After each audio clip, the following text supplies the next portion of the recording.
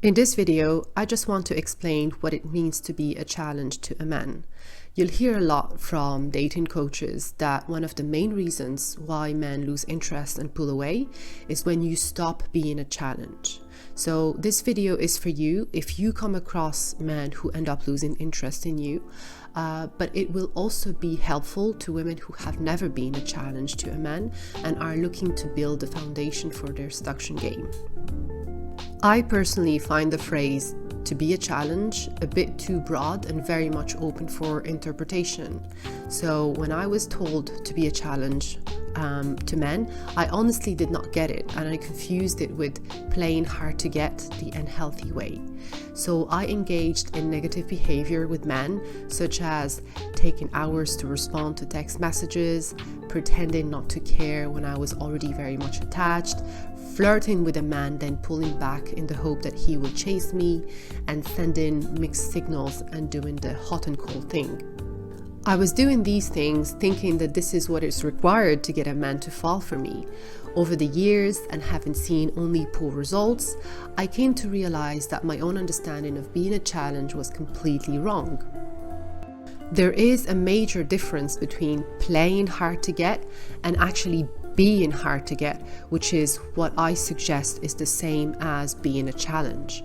The main difference is that in being hard to get, you are authentically someone who values herself, while in playing hard to get, you are just acting as if you value yourself, but you do not carry the energy of high self-worth in you. And that shows up sooner or later in your behavior. And when it does show up, because you cannot be acting forever, that's when a man realizes that he fell for an illusion and not the real you. The whole game then turns against you because the man will feel cheated and will lose interest even harder. Okay, now that we made a clear distinction between being hard to get and playing hard to get, let's now talk about the 5 ways that I suggest you can be a challenge in a healthy way. Number 1, having a full life. So, as simple as it may sound, having a full life is the easiest and most organic way to being a challenge to a man. Because if you have so many great things going on for you, a man will feel he has to measure up and rise to the occasion and meet you where you are at.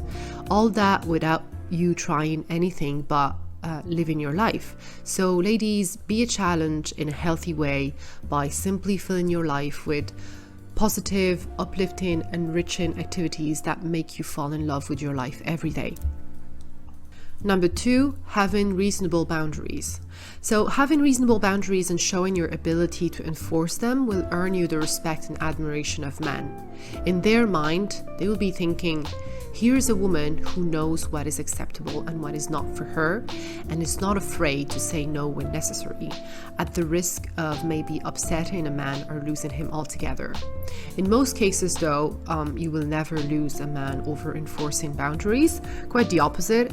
Not only he will be even more attracted to you, but also your attitude will force a man to always be in his best behavior and treat you well.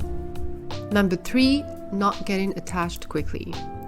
Attachment and bonding are natural consequences of being with a man. You just can't help it. So the advice here is not to get attached at all, but it's to try and control the pace at which you get attached to a man.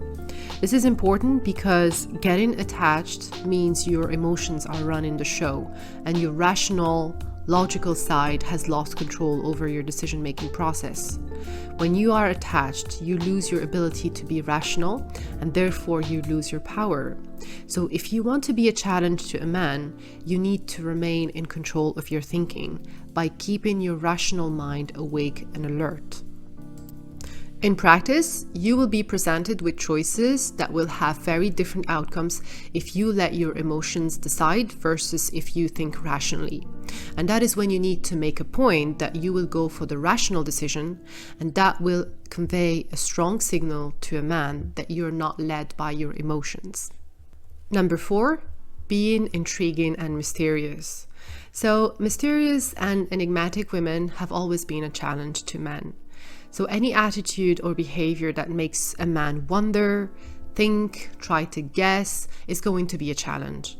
Men will think, who is she? Why is there so much mystery about her? Why can't I know such and such thing about her? And the same goes for your feelings for him, you know. You don't have to tell a man right away that you like him, even if you do. Your actions will show that you like him, but he will always wonder if you really do, because you have not confirmed it with words.